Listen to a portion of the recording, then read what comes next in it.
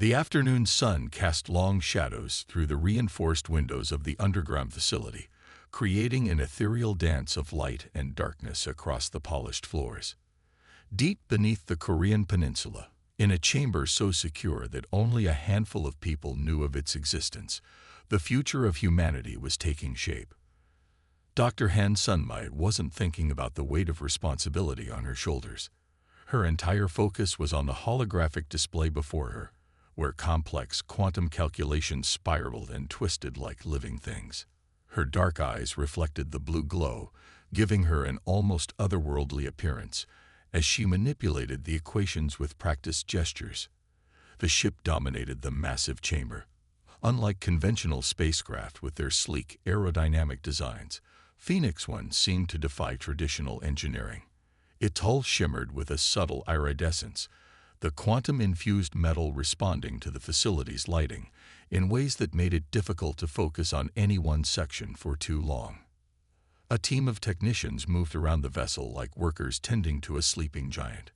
Their movements were precise, careful, as if they understood that one wrong move could set their project back by months.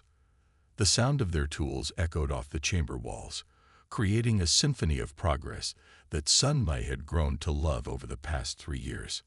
Captain Lee Jinwoo watched from the observation deck, his military uniform crisp despite the late hour. He'd been with the project since its inception, one of the few who'd seen potential when others saw only impossibility. His weathered face showed the strain of countless meetings defending their work to skeptical superior officers. "Another budget review tomorrow," he said, walking over to join Sunmai at her workstation. "The brass is getting impatient.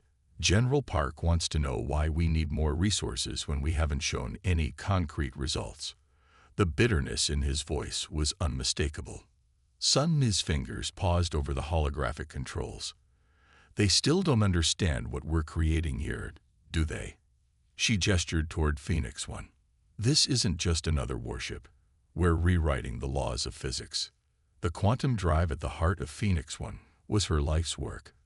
Traditional scientists had called it impossible, a violation of fundamental physical laws. But Sunmai had seen beyond conventional limitations, recognizing patterns in quantum mechanics that others had missed. The theory was sound. The mathematics worked. All they needed was time to prove it. "Look at this," she said, pulling up a new set of calculations. "We've solved the quantum tunneling issue. The drive can now maintain stability for up to 72 hours. Her eyes lit up with excitement. "Do you know what this means?" Jinwoo leaned closer, studying the numbers.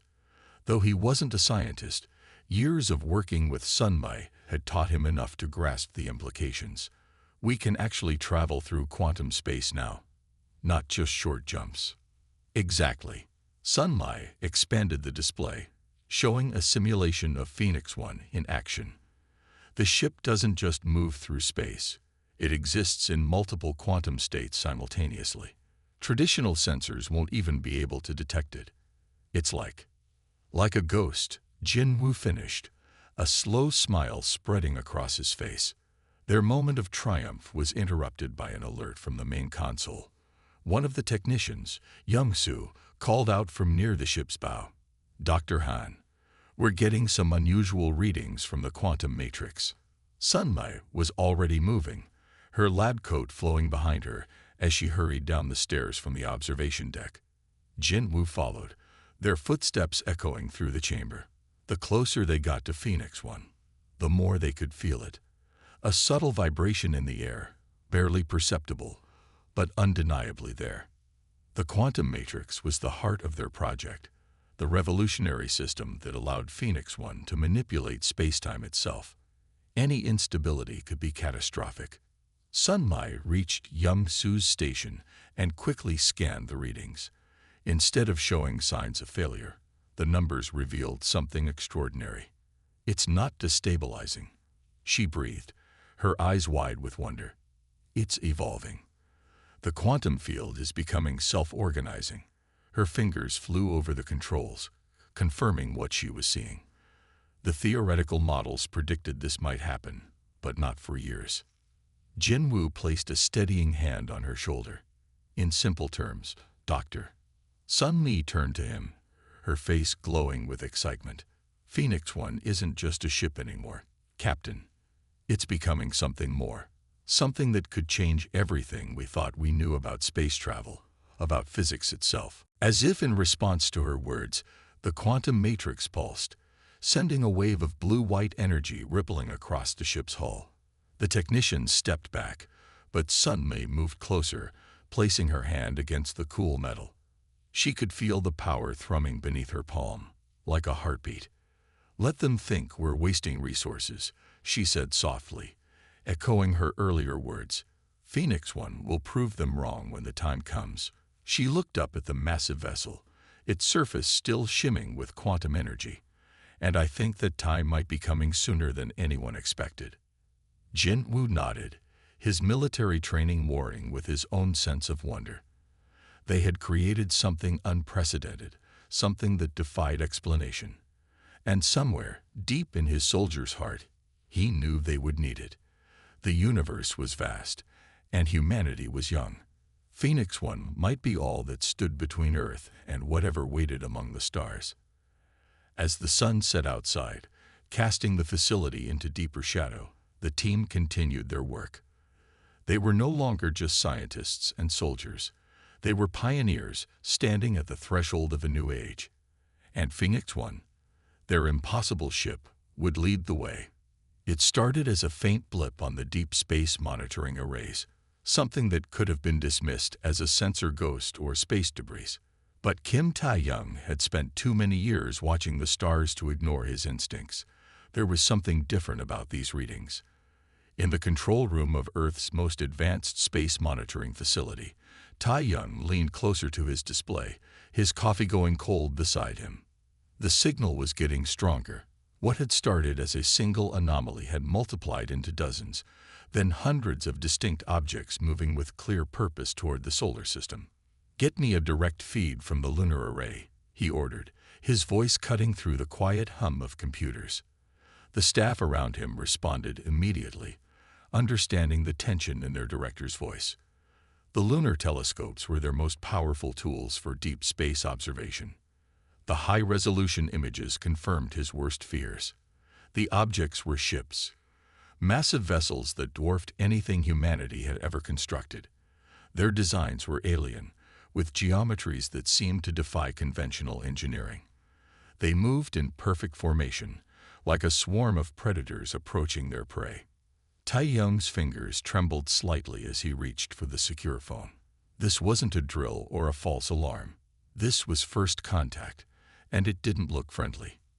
At the secret facility housing Phoenix One, Park Jae-yun was running her regular quantum field diagnostics when the alert came through. The young quantum physicist had been monitoring the ship's invisible quantum variance field, making sure it remained stable. When her computer chimed with an emergency notification, she expected it to be another system warning. Instead, she found herself staring at classified sensor data from the Deep Space Monitoring Program. Her clearance as part of the Phoenix Project gave her access to information most scientists could only dream of. As she studied the readings, her eyes widened. "Dr. Han," she called out, her voice echoing through the chamber. "You need to see this." Sun Mi hurried over from her workstation, followed closely by Captain Lee. They crowded around Jae-yun's display, watching as she highlighted key data points. "These ships," Jae-yun explained, pointing to the energy signatures, "they're using some kind of advanced scanning technology. They're mapping every inch of our solar system." She pulled up a comparison chart. "But look at this. Their scans pass right through the quantum variance field without detecting it. Phoenix One is completely invisible to them." Sun Mi's expression was a mixture of relief and concern. "They can't see our greatest defense. That's good news, at least. But they can see everything else," Captain Lee pointed out grimly. "And they're not trying to hide their approach. This isn't exploration, it's invasion." As if to confirm his words, every screen in the facility suddenly went dark.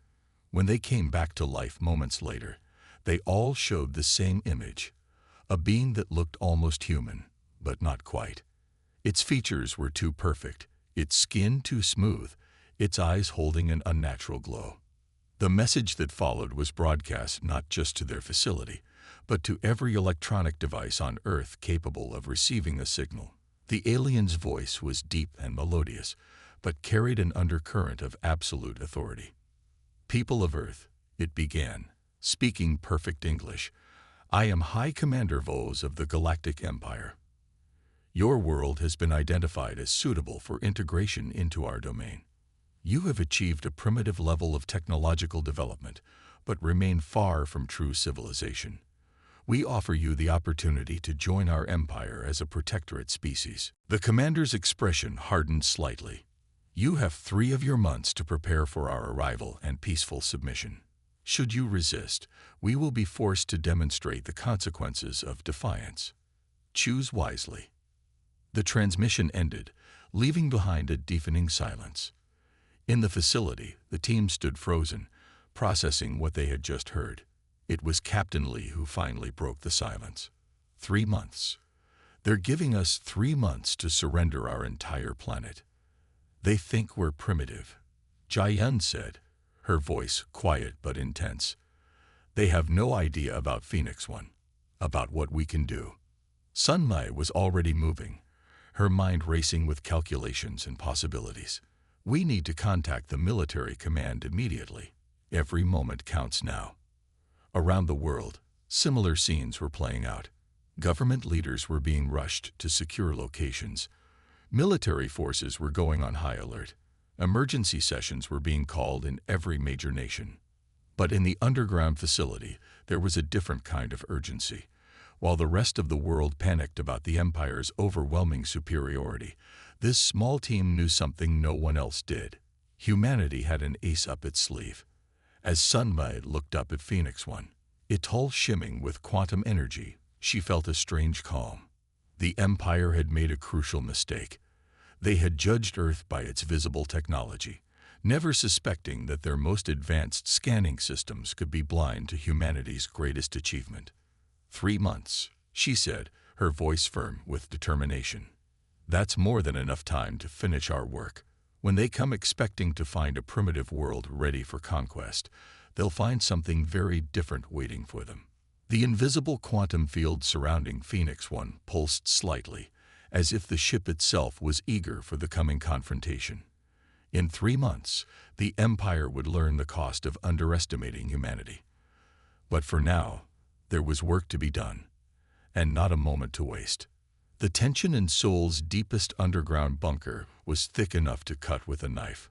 200 meters beneath the city's bustling streets, behind blast doors designed to withstand nuclear strikes, Earth's military leaders had gathered to decide humanity's fate.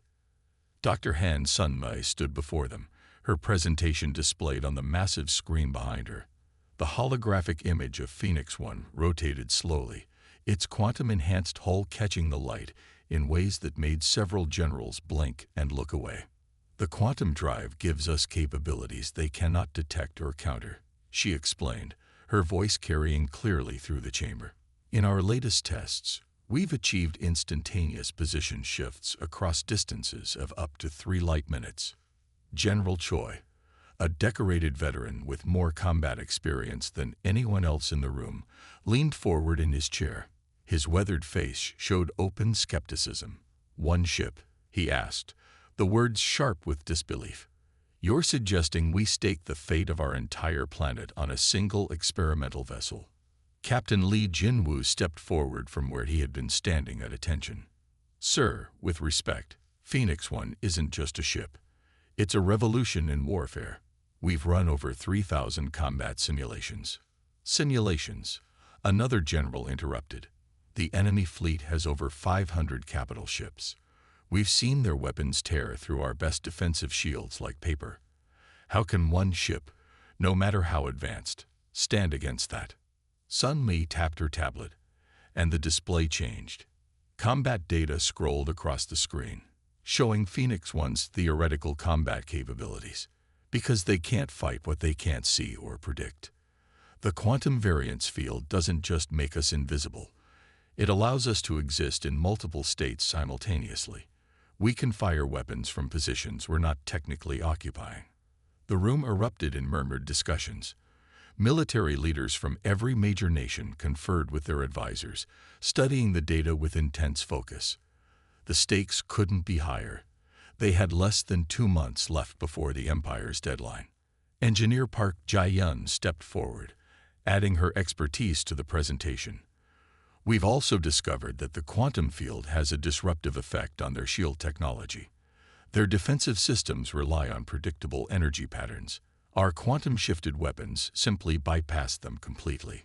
Combat Specialist Kang Min-ho, a man whose service record was mostly classified, stood next to the ship's hologram. I've tested the weapons systems myself. Nothing in our current arsenal comes close to this level of combat efficiency. Song Hannah, their navigation officer, brought up a tactical display. The ship's quantum navigation systems allow us to plot courses through space that should be impossible. We can appear inside their formation before they even realize we've moved. The debate raged for hours. Alternative strategies were proposed and dismissed. Conventional military responses were analyzed and found wanting. As the day wore on, the reality of their situation became increasingly clear. Phoenix One wasn't just their best option. It was their only option. Finally, General Choi raised his hand for silence. The room quieted immediately. "Dr. Han," he said, his voice heavy with the weight of command, "you understand what you're asking.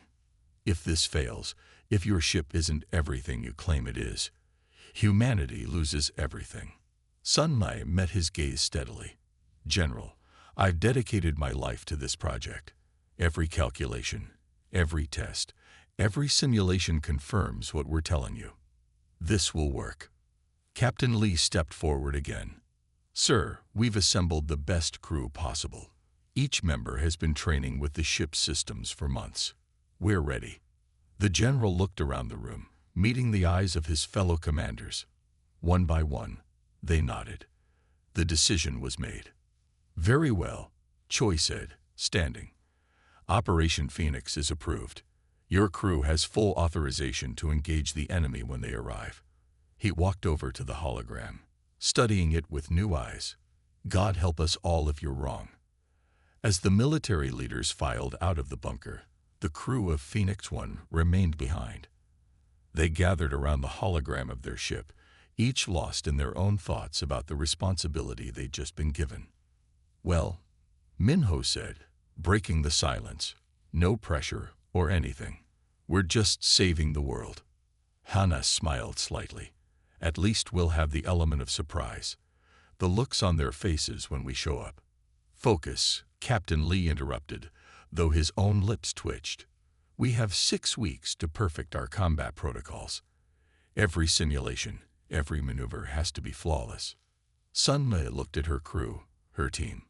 A military captain who had believed in the impossible, a quantum physicist who had helped reshape reality, a combat specialist who could think in 5 dimensions, a navigation officer who could plot courses through quantum space, and herself, the dreamer who had started it all. "We can do this," she said softly, but with absolute conviction. "We have to." As they left the bunker, returning to their hidden facility where Phoenix One waited, each member of the crew felt the weight of humanity's future on their shoulders. But they also felt something else, a fierce determination to prove that humanity wouldn't go quietly into the night. The Empire had no idea what was coming. They expected to find a primitive species ready for conquest. Instead, they would face humanity's greatest achievement, crewed by the finest team Earth could produce. The countdown to their arrival had begun. The stars disappeared first. One by one, they winked out as massive shadows blocked their ancient light from reaching Earth. The Imperial fleet didn't arrive with a bang or a flash. They simply appeared, their ships so vast, they created an artificial eclipse over half the planet. In Phoenix One's bridge, Captain Lee Jinwoo watched the tactical display with outward calm, though his hands gripped his command chair slightly tighter than necessary. The enemy ships were even larger than their intelligence had suggested. The smallest Imperial vessel was the size of an aircraft carrier, while their flagship dwarfed anything humanity had ever built. Reading 573 capital ships. Park Jae-yun reported from her engineering station, her voice steady despite the overwhelming odds displayed on her screens. Their energy signatures are incredible. One of their battleships could power all of Asia for a year. Psalm Hannah's fingers danced across her navigation console, updating their tactical plots. They're arranging themselves in a standard conquest formation, just like the simulations predicted. They're not even trying to hide their intentions.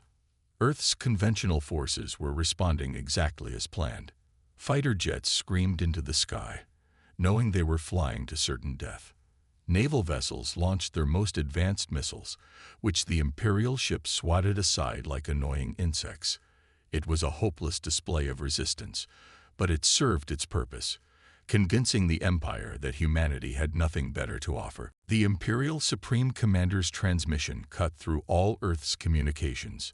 His holographic image appeared on Phoenix One's bridge, just as it appeared on every screen and device across the planet. He looked different from his first message, more regal, more threatening, dressed in ceremonial armor that gleamed with an alien metallic sheen. "Your primitive display of resistance is noted," he announced, his voice dripping with condescension. "It will be remembered when we determine how harshly to treat your population during the integration process. You have one final opportunity to surrender with dignity. After that, we will demonstrate why the Empire has ruled the galaxy for 10,000 years." Kang Min-ho checked his combat systems one final time. Their weapons are powered up, but their shields are at minimal strength.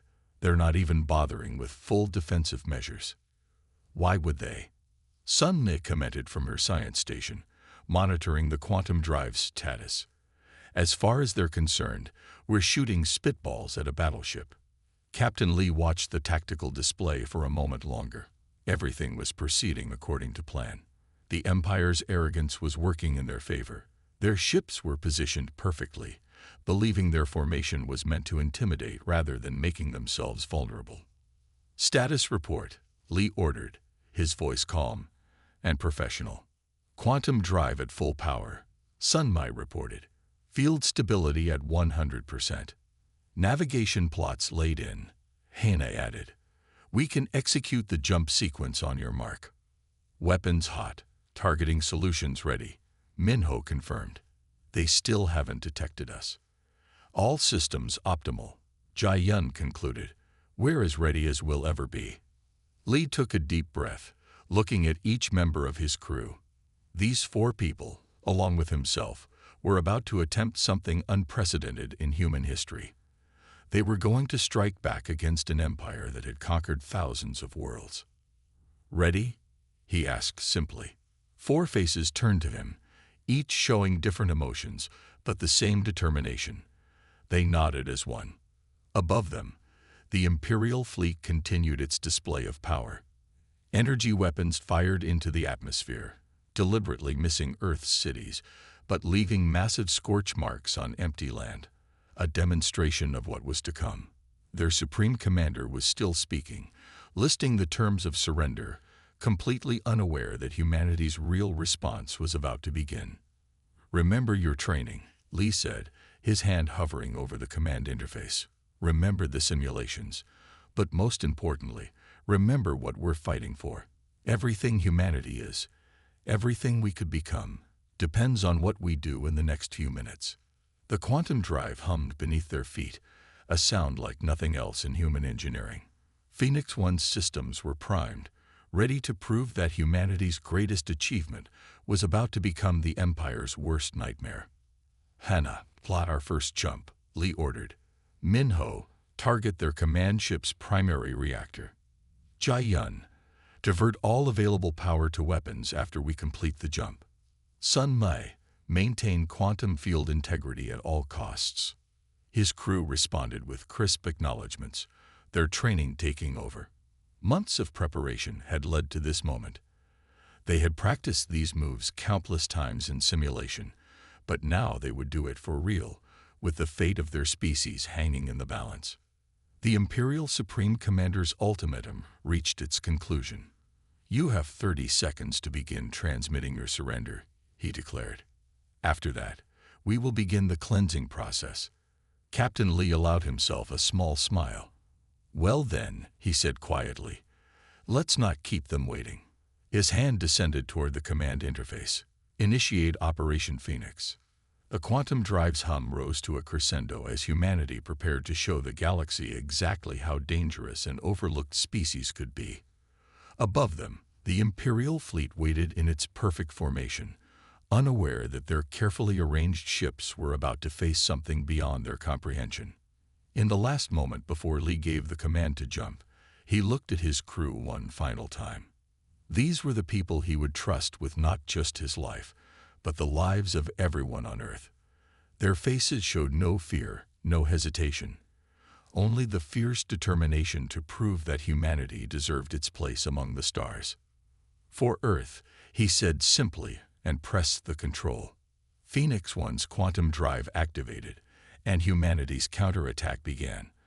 The first attack caught the Imperial fleet completely off guard.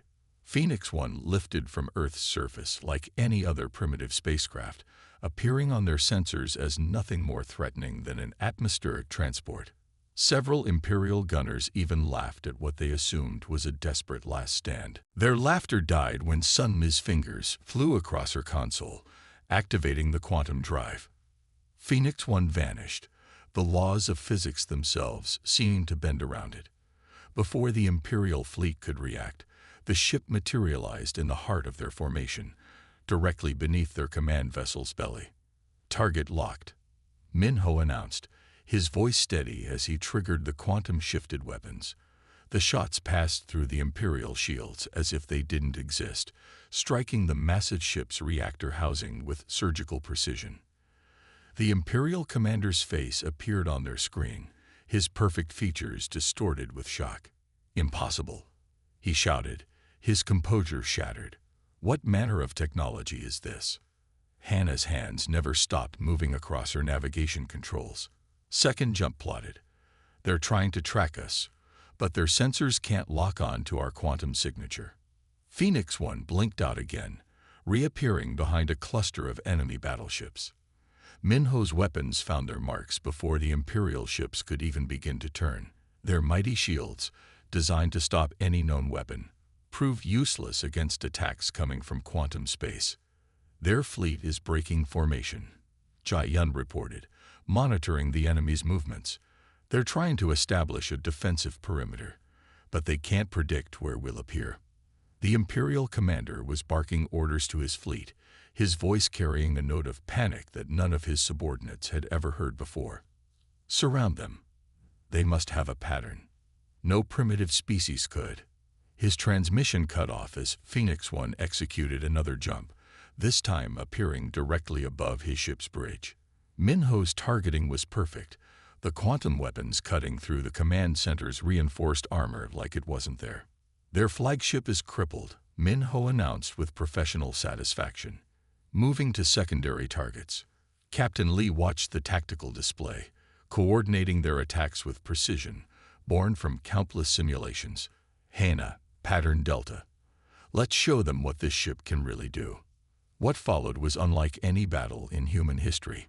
Phoenix One danced through quantum space, appearing and disappearing faster than the Imperial ships could track. Each appearance brought devastation, their weapons finding weak points that the Empire's engineers had never thought to protect. "They're launching fighters," Jai-Yun warned, watching the swarm of smaller ships emerge from their carriers. "Perfect," Sun Mi replied, making a minute adjustment to the quantum field. "Watch this." Phoenix One jumped again, but this time something was different. The quantum field extended outward, creating the zone where normal physics simply stopped working. The Imperial fighters flew into it, their pilots confident in their superior technology.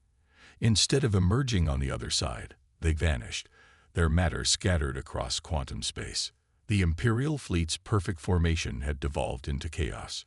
Ships fired blindly, their energy weapons passing harmlessly through the space where Phoenix One had been microseconds before. Some vessels, panicking, tried to jump to hyperspace, only to find that the quantum distortions prevented their escape. Enemy casualties at 40%, Minho reported. Their coordination is breaking down.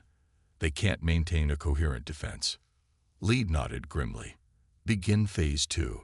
Show them why you don't threaten Earth. Hana plotted a series of rapid jumps, each one bringing them into perfect firing position. Minho's targeting was relentless, each shot finding a critical system. Engineering cores exploded, weapon banks melted, and communication arrays shattered. The Imperial commander's voice came through again, this time from a secondary command ship. "We offer terms," he shouted, his aristocratic accent cracking. "Name your price." "The Empire will." "Shut him off," Lee ordered. "Actions have consequences. They came to conquer Earth. Let them learn what that means." The battle continued, but it had ceased to be a contest. Phoenix One was unstoppable, a ghost that could not be caught, a weapon that could not be blocked. Imperial ships, the pride of a galaxy-spanning civilization, were reduced to floating hulks. Enemy fleet at 70% casualties. Minho updated. The remaining ships are attempting to retreat, but the quantum distortions are still preventing hyperspace jumps. Sun Le looked up from her station. "Should we let them go? Show mercy?" Lee considered for a moment, remembering the Empire's threats, their casual dismissal of humanity's right to exist. "No," he said finally. "The galaxy needs to learn what happens when you threaten Earth. No survivors." The final phase of the battle was almost anticlimactic. The remaining Imperial ships, their formations shattered, their confidence broken, fell one by one to Phoenix One's quantum weapons. The mighty armada that had arrived to conquer Earth was reduced to scattered debris. As the last Imperial ship exploded, its reactor core breaching in a spectacular display of light and energy, the bridge of Phoenix One fell silent. The crew looked at each other, almost unable to believe what they had accomplished. "Status report," Lee ordered, maintaining professionalism even in victory. "Quantum drive stable," Sun Mai reported. "Field integrity at 98%. Weapons systems nominal," Minho added. "All targets neutralized. Navigation systems functioning perfectly," Hana confirmed. "We can return to Earth whenever you're ready." "All ship systems operating within parameters," Jai-Yun concluded. "We did it. We actually did it." Lee allowed himself a small smile. "Yes, we did. Earth is safe." He looked at his crew, pride evident in his expression. And the galaxy just learned a very important lesson about underestimating humanity. Phoenix One made one final quantum jump, returning to Earth's orbit. Below them, their home planet continued its peaceful rotation, unaware of just how close it had come to conquest, and how thoroughly its defenders had turned the tables. The battle would indeed be studied for centuries to come, but in that moment, the crew of Phoenix One thought only of home, and the future they had secured for humanity among the stars. The graveyard of Imperial ships stretched as far as the eye could see. Massive hull fragments drifted silently through space, their once proud Imperial markings now scarred and broken. Phoenix One moved quietly through the debris field, its quantum field casting a subtle distortion over its hull as the crew documented their victory.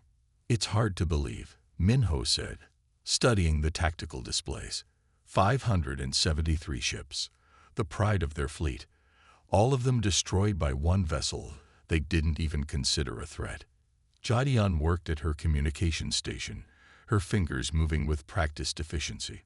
"Broadcasting on all frequencies," she announced. "Message reads, to all Imperial forces and allied worlds. Earth is not to be trifled with. Any further aggression will be met with the same response. We claim no territory beyond our solar system, but we will defend our home without mercy." The message went out in all known Imperial languages, carried by the same communication channels the Empire had used to deliver their ultimatum. The irony wasn't lost on the crew. "First responses coming in," Jai-Yun reported, her eyes widening. "Not just from the Empire. We're getting transmissions from dozens of worlds. Subjugated species," colony planets, even some independent systems. Sun Li moved to look over her shoulder. "They'd been waiting for this," she said softly. "Waiting for someone to prove the Empire wasn't invincible." The messages kept coming. Some were simple congratulations. Others were desperate pleas for help or technology. Many were from worlds that had suffered under Imperial rule for generations, seeing in Earth's victory a chance for their own freedom. Captain Lee watched it all from his command chair, his expression thoughtful. "The galaxy's power structure just changed," he said. "And we're responsible." A priority message flashed on their screens. It was from the Imperial capital itself, from what remained of their governing council. The sender's rank made everyone on the bridge sit up straighter. "The Imperial High Command requests immediate communication," Jai Yun reported. They're offering to negotiate." Lee smiled grimly. "Of course they are. Their invincible fleet just got destroyed by a primitive world they were planning to conquer. Put them through." The Imperial official who appeared on their screen looked nothing like the arrogant commander who had threatened Earth. This one was older, his perfect features showing signs of strain. "On behalf of the Galactic Empire," he began, his voice carefully controlled, "we wish to discuss terms of mutual coexistence." Mutual coexistence. Lee's voice was cold. "You came to our world with demands of surrender. You threatened our people with annihilation. And now you want to talk." "We acknowledge our error in judgment," the official replied. "The Empire has never encountered technology like yours. We are prepared to offer significant concessions." "We're not interested in concessions," Lee interrupted. "Our terms are simple. The Empire will withdraw from Earth's solar system. You will acknowledge our independence and our right to defend ourselves. Any future contact will be conducted through proper diplomatic channels, as equals." The official's face showed a mix of relief and lingering fear. "These terms are acceptable, though many worlds will see this as a sign of Imperial weakness." "Good," Lee replied. "Let them. Maybe it will make you think twice before threatening other primitive worlds." As the transmission ended, more messages continued to pour in. News of the battle was spreading across the galaxy at faster-than-light speeds. The myths of Imperial invincibility, of their technological superiority, had been shattered. "We should be careful," Sun Mai cautioned. "Some of these worlds might see us as their saviors, expect us to fight their battles for them." Lee nodded, "which is why our message was clear. We're not conquerors or liberators. We're just protecting our home." Hannah spoke up from her station. "Sir, some of these debris pieces are still giving off energy readings. Should we collect samples for study?" "Carefully," Lee agreed. "The more we understand their technology, the better prepared we'll be if they ever forget this lesson." As Phoenix 1 continued its patrol of Earth orbit, the crew could see their home planet below, its blue-white surface peaceful and unknowing. Most of humanity had no idea how close they had come to subjugation, or how completely the tables had turned. "You know what this means," Jai Yun said, still monitoring the flood of incoming messages. "Everything changes now. Earth isn't just some isolated world anymore. We're part of a larger galaxy, whether we wanted to be or not." "We're ready," Lee responded confidently. "We proved that today. And if anyone else thinks Earth is an easy target," he gestured at the debris field around them.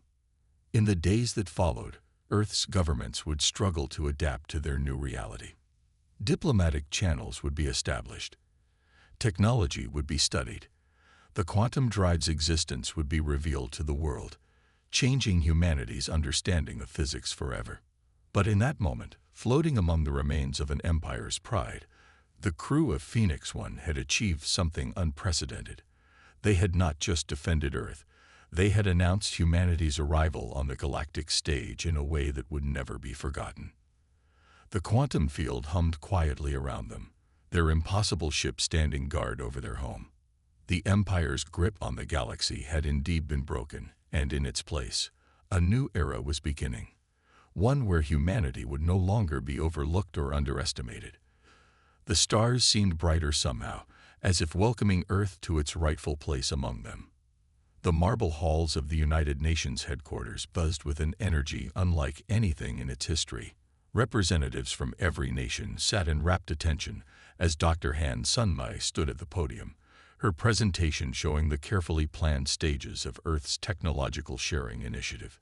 The quantum drive technology must be distributed responsibly, she explained, her voice carrying across the hushed chamber.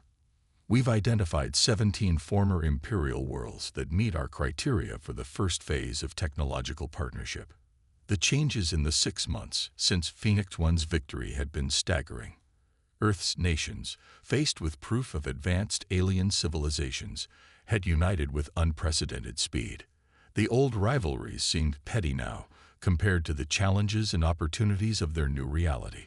In orbit, Admiral Lee Jinwoo watched the construction of humanity's new defense fleet through the viewport of Space Station Unity. 5 quantum drive ships were taking shape, each incorporating improvements based on Phoenix One's combat experience. The original Miracle ship floated nearby, still on guard, still ready. The quantum field stabilizers are showing better efficiency than expected, Park Jae-yun reported, now head of the fleet's engineering division. We've managed to increase power output by 30% compared to Phoenix One's original specifications. The construction crews worked tirelessly, their space suits marked with the new Earth Defense Force insignia, a phoenix rising through a field of stars. Each worker knew they were part of something historic, building humanity's shield against any future threats. Kang Min-ho, training the first generation of quantum weapons specialists, watched his students practice in the new combat simulators. Remember, he told them, the technology is only as good as the person using it. Phoenix One succeeded because we trained until every action was instinct. In the Navigation Center, Song Hannah developed new quantum jump protocols with a team of pilots. The lessons she'd learned during the battle had evolved into a comprehensive system for quantum space combat. Each jump must be perfect, she insisted. There's no room for error when you're dancing between dimensions. The crew of Phoenix One had become legends, though they shrugged off the attention. They remained focused on their work, on ensuring Earth would never again be vulnerable. Their bond, forged in that crucial battle, had only grown stronger. Another diplomatic request, Jae-yun mentioned during one of their regular meetings. The Centaur Confederation wants to establish formal relations. They're impressed by how we're handling the post-Empire transition. Admiral Lee nodded, studying the request. The galaxy's political landscape had shifted dramatically since their victory. The Empire, while not destroyed, had been forced to reform. Dozens of worlds had gained independence, looking to Earth as an example of how to stand up to oppression. It's strange, Sunmai said, joining them after her UN presentation. 6 months ago, most of humanity didn't know aliens existed. Now we're helping shape galactic politics. Because we did it right, Lee replied. We didn't seek conquest. We didn't demand territory. We just protected our home and offered help to others who needed it. The quantum technology was being shared carefully, with safeguards to prevent its misuse. Earth had learned from the Empire's mistakes. Power without wisdom was a path to destruction. Each partner world was carefully vetted, their societies evaluated for stability and peaceful intentions. In the shipyards, the new vessels took shape. They bore names like courage, unity, and hope, symbols of humanity's aspirations. Phoenix One's success had shown what was possible, but it was just the beginning. The students are asking about that day again, Min-ho mentioned, referring to the young officers he trained. They want to know what it felt like, facing an empire with one ship. Tell them the truth, Hannah suggested. That we were terrified but determined. That we knew failure wasn't an option. The crew's legend had grown, but they remained grounded. They understood that their victory hadn't just been about technology or skill. It had been about humanity's spirit, its refusal to submit to tyranny. As the sun set over the construction yards, casting long shadows across the growing fleet, Admiral Lee gathered his old crew for a private moment. They stood together, watching their legacy take shape. "Did you ever think," Jai-Yun asked, "when we were building Phoenix One in that secret facility, that we'd end up here?" Sun-Li smiled. "I knew the quantum drive would change everything. But this," she gestured at the bustling space station, the ships under construction, the constant stream of diplomatic vessels arriving from across the galaxy. "This is beyond anything I imagined. We did what we had to do," Li said simply. "Protected our home. Showed the galaxy that humanity deserved respect. Everything else," he shrugged, "everything else is just the universe adjusting to that fact." They stood together, the original crew who had changed history, watching humanity take its first confident steps into a larger universe. Their legend would indeed inspire generations, but in that moment they were simply satisfied knowing that Earth was safe and its future was bright. The quantum drive hummed quietly in Phoenix One's heart, a reminder of how far they'd come and how far they might still go. The stars beckoned, not with threat but with promise, and humanity was ready to answer their call. A new dawn had indeed risen for Earth, and the crew of Phoenix One had helped light the way.